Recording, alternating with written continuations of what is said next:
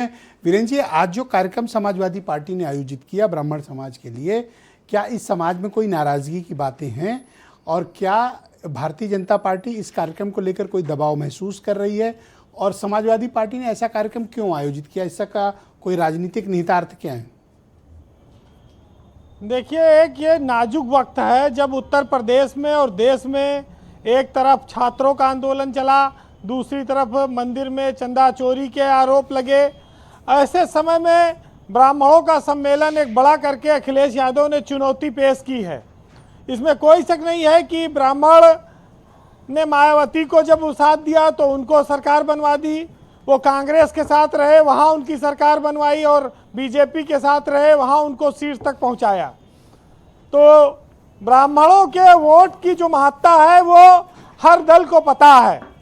और आज जनेश्वर मिश्रा की जयंती के बहाने जिस तरह से अखिलेश यादव ने पीडीए में उनको जोड़ा है, वो संदेश तो देने का काम कर ही रहे हैं।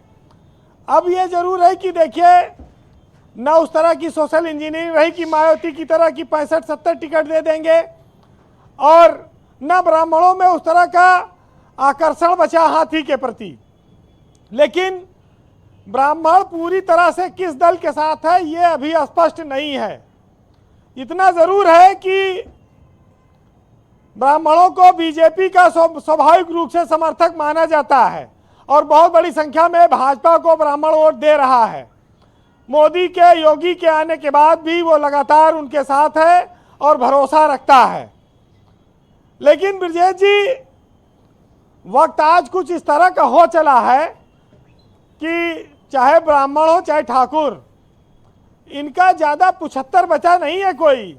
ये हल्ला चाहे जो मचा ले, लेकिन टिकट ज्यादा मिलेगा नहीं। मैं भी वही बात कह रहा था कि ये शोर बहुत मचाते हैं पर इनके हाथ आने वाला नहीं है कुछ। देखिए, जब पूरे प्रदेश की राजनीति ओबीसी और एससी सेंट्रिक है, दलित और ओबीसी वोट पर भाग रहे हैं लोग, तो फिर पार्टियां जान रही जाओगे दोगे नहीं हमें, तो जाओगे कहां भाई? सवर्ण मतदाता अधिकतर भाजपा से जुड़ा हुआ है और उसमें ब्राह्मण को तो जो है एक बोलने का अवसर मिलता है, उनको पंडित जी को लोग प्रणाम करते हैं, उनकी ताकत देखकर डर भी जाते हैं। ब्राह्मण को तो तब भी कुछ पूछे, ठाकुरन के तो और 75 नहीं, कोई नहीं पूछेगा। ये बात बिल्कुल सही कहो। पिछले लोकसभा में तो देखो यही हुआ ना, ठाकुर तो दो तरफ से मार खा रहा है, उस समाज पर तो कोई चर्चा ही नहीं करता है। देखिए, ये ब्राह्मण के पास असल में वोकल है, चिल्लाने की शक्ति है, और एक उनके प्रति जो विप्र का जो भाव है, जो ज्ञान है, जो उनको सम्मान का भाव है समाज में, वो सब उनको राजनीतिक रूप से उनकी आवाज को मजबूत करता है। लेकिन आज आप ये पूरी तरह से नहीं कह सकते कि बहुत बड़ी मेजॉरिटी ब्राह्मणों की किस दल के साथ है। ब्राह्मण बीजेपी को वोट करता है, फिर अपनी जात को भी देखेगा, फिर वो समाज को भी देखेगा। उसका ये आकलन देखिए, अखिलेश यादव के पास खोने के लिए क्या है? उनको न ठाकुर वोट से ज़्यादा उम्मीद है, ना पंडित वोट से ज़्यादा उम्मीद है। जो उनके नेता नौजवान अनुभवी पुराने लोग हैं, आज उन्होंने इकट्ठा किया और कहा कि भाई हम आपको सम्मान देंगे। बीजेपी 2 बार डिप्टी सीएम बना चुकी ब्राह्मण, अभी इन्हीं पार्टी से एक भाग के गए थे मनोज पांडे, उनको मंत्री भी बना दिया। ब्राह्मणों का बीजेपी ने भी इधर बराबर चला रही अपना सम्मान वाला भाव। लेकिन ये जान ले ब्राह्मणों, पूरे जितने पंडित हैं, कोई भी पंडित को ठाकुर से ज़्यादा 2 टिकट ज़्यादा मिलेगा, इससे ज़्यादा और कोई पार्टी देगी नहीं। अगर किसी पार्टी में ठाकुर को 5 टिकट मिलेगा तो ब्राह्मण को 7 मिल जाएगा, इससे ज़्यादा दे नहीं पाएंगे ये लोग। जब सच में ये नहीं बना पा रहे हैं, ये सभी पार्टियों में ये हाल होगा जी? मतलब सभी पार्टियों में ब्राह्मण ठाकुरों के साथ ये होगा भाई? ये सब तो आंधी के आम है। ये जान रहे हैं कि जब हवा तेज चलेगी गिरी जाएंगे। मेन तो ओबीसी और एससी वोट पकड़ो, बेइज्जती है। इनको कहाँ जाना है? तो बीजेपी में अधिकतर पहले से माने गए हैं। बीजेपी भी मानती है कि हमारे वोट हैं, ठाकुर पंडित बनिया, लाला, ये सब कहाँ जाएंगे? देखिए, ब्राह्मण में भी गरीब परिवार हैं, उनके यहाँ भी बच्चे हैं, उनकी पढ़ाई लिखाई है, लेकिन वो संघर्ष करते हैं, छोटा मोटा काम कर नहीं सकते, सामाजिक बेइज्जती है, आर्थिक आधार पर गरीबी है, लेकिन चूंकि सामाजिक व्यवस्था में उनको उच्च माना गया है और उनका सम्मान है, इसलिए उनके सामने बड़े सारे संकट भी हैं और राजनीतिक रूप से अभी बहुत कुछ होना बाकी है। जी वीरेंद्र जी। ब्रजेश जी, अपने यहाँ मजा बहुत लेते हैं, लोग कहते हैं गुरु गुड़ रह गए, चेला शक्कर हो गए। अनिल दुबे की पार्टी में भी आज तक कोई व्यक्ति जो है ब्राह्मण उच्च पद पे नहीं पहुंच पाया, आज भाषण दे रहे हैं, ये भी बैठे हैं आज डिबेट में, और इनको लखनऊ से लेके पूरे प्रदेश में लोग जानते हैं। इनके यहाँ या तो क्राइटेरिया कैबिनेट मिनिस्टर वाला है, एक वो रोज फोटो फेसबुक पे छपता है आज कैबिनेट मिनिस्टर के साथ, तो ये एक बहुत इनके यहाँ सबसे महत्वपूर्ण पद है। देखिए भाई, ब्राह्मणों को कुछ देना हो तो मैं तो बीजेपी से कहूंगा, मैं तो हीरो वाजपेयी जी को देख रहा हूं, मैं तो लखनऊ में 27 साल से देख रहा हूं इनको, इन्होंने अपना पूरा जीवन दे दिया है, कुछ इनको भी मिले, इनके लिए भी तो बात होनी चाहिए। इनको क्या मिला? हीरो वाजपेयी, ये तो अटल बिहारी वाजपेयी के प्रेस सचिव थे, आज योगी जी के प्रेस सचिव हैं, मीडिया वालों के, और ये जब से इनको देख रहे हैं ऐसे ही जवान बने हुए हैं। ये क्या करें इस जवानी का भैया? कुछ पद नहीं दे रहे हो, जवानी का क्या करें बताओ?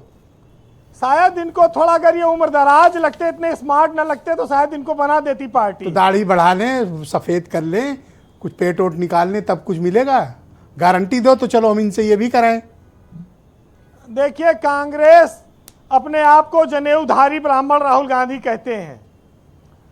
अब कांग्रेस पर बहुत सारे इल्जाम हैं। अभी अयोध्या में जो चंदा चोरी में 8 लोग गिरफ्तार हुए हैं, उसमें से 8 में से 6 ब्राह्मण हैं। सही है, वो भी पकड़े गए हैं। उसकी जिम्मेदारी ये लोग नहीं लेंगे जी, उसकी जिम्मेदारी नहीं लेंगे ये लोग, वोट लेंगे सिर्फ। लेकिन आज ब्रजेश पाठक उत्तर प्रदेश में बीजेपी में ब्राह्मणों के सबसे बड़े नेता हैं और वो लोगों की बात सुनते भी हैं। लेकिन देखिए, इतना बड़ा प्रदेश है, ब्राह्मणों की अपनी महत्वाकांक्षा है, जिस दल में सम्मान मिलेगा वहां जाएंगे। भाई, तिलक तराजू तलवार का भी नारा दिया लोगों ने, और बाद में उन्हीं लोगों ने नारा दिया कि ब्रह्मा विष्णु महेश हैं। तो परिस्थितियां जब बदली और लोगों को महसूस हुआ कि नहीं, इनको हमें इंपॉर्टेंस देनी पड़ेगी, बिना इनके जुड़े हमारा काम नहीं चलेगा। कंक्लूड करें वीरेंद्र जी। भाई, एक गुरुजी अपने चेला के साथ एक जगह दावत खाए गए, तो चेला जैसे 2 पूड़ी खाए, 1 गिलास पानी पी लिए, फिर 2 पूड़ी खाए, 1 गिलास पानी पी लिए। अब गुरुजी, चेला बहुत नाराज कि हरदम पानी पी लेते, पेटवा भर जाए, तो पहले खनवा ठीक से खा लेता, कम से कम 1 आध दिन आगे न मांगता। तो जब वो रास्ता मार रहा था, तो गुरुजी ने चेला को 1 थप्पड़ मारा खींच के कि तुम बार बार पूड़ी के साथ पानी क्यों पी रहे थे। तो चेला गया नदी किनारे, बालू ढोर इकट्ठा करिस और गवा पानी लावा, अंजुली में बालू डाल दिया, बालू सब पानी सोख लिए। जैसे लावे पानी, फिर तो गुरुजी समझ गए ये तो बड़ा होशियार है, जोन खात रहा पानी पी के दबा दिया रहा। तो फिर 1 थप्पड़ मारी, कहीं पहले क्यों नहीं बताया तुमने। तो ब्राह्मणों के खाने पीने को लेकर इस देश में बड़ी सारी कविताएं, बड़े सारे किस्से चलते रहते हैं, हंसी मजाक भी चलता है।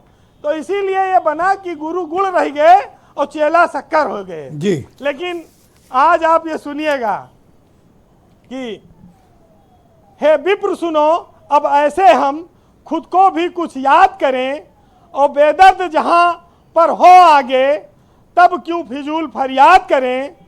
हे विप्र उठो, अंगड़ाई लो, चाणक्य बरी बनकर आओ, और तुम ज्ञान ध्यान विज्ञान पढ़ो, दुनिया पर फिर से छा जाओ। और जब से ब्राह्मण को ब्राह्मण का संबल मिलना शुरू हुआ, वसुधा से उठकर ब्राह्मण ने हाथों से आकाश छुआ। पग बाधा बन ब्राह्मण ने ब्राह्मण को ही अक्सर रोका है, और ब्राह्मण ने इतिहास रचाया जब जब उसे मिला मौका है। पर आप ये बात श्योर हो कि ब्राह्मणों की और ठाकुरों की एक ही गति होगी? बिल्कुल। ठीक, बहुत शुक्रिया वीरेंद्र जी हमारे साथ इस कार्यक्रम में जुड़ने के लिए, अपना फीडबैक, ऑब्जर्वेशन और पॉलिटिकल ओपिनियंस हम सबको अवगत